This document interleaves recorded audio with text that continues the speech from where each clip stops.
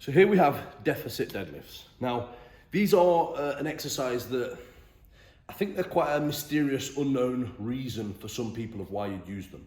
And I think there is a bit of a misunderstanding, I guess, of who it's for and why and when you'd use them.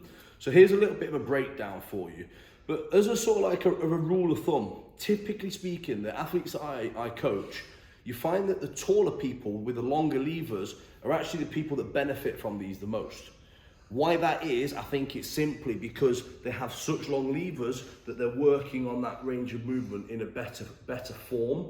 And the people that have shorter range movement, shorter levers, their range of movement sort of cramps up more and they have to work harder. So typically, the people with the longer levers, you seem to find them, they actually most likely go over their normal PB from the floor in a deficit format.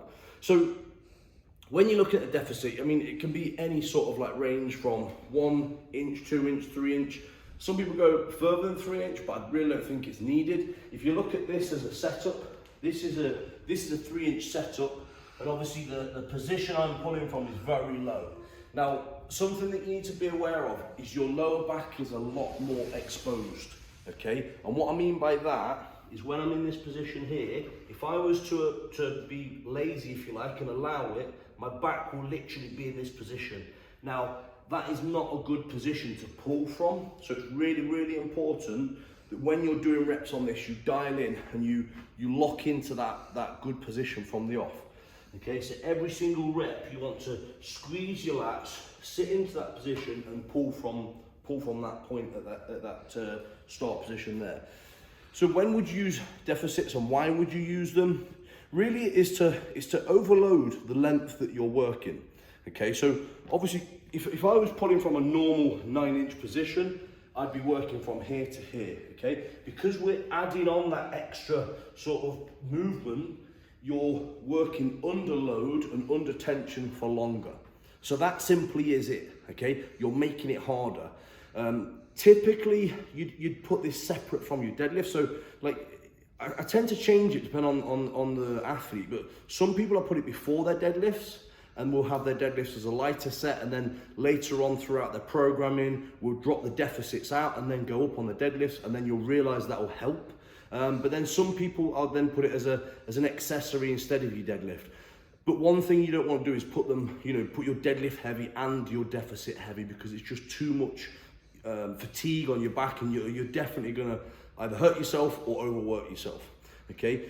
So when you're doing the deficits, just make sure that you're really thinking about your form, you're really focused on every single rep, and you're doing every single rep as a single, okay? Even if it is 4 sets of 3, 5 fives, whatever it is, treat every set as a single rep. So breaking it down, this is how you want it to look.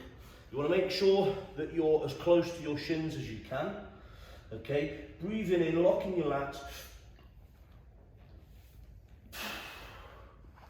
Okay, that's 1 rep, and then you're going to go back into place again. Again, even if hitting 5 reps, treat them all as singles. Lock in. Okay, so it's really important that you do that. You treat every single one as a single so you can really build through that. So again, with the deficits, they're a great exercise to do. There's something that obviously if you overload this and then you pull out the deficits and start doing normal deadlifts, you'll realize that your off the floor deadlift will shoot through the roof.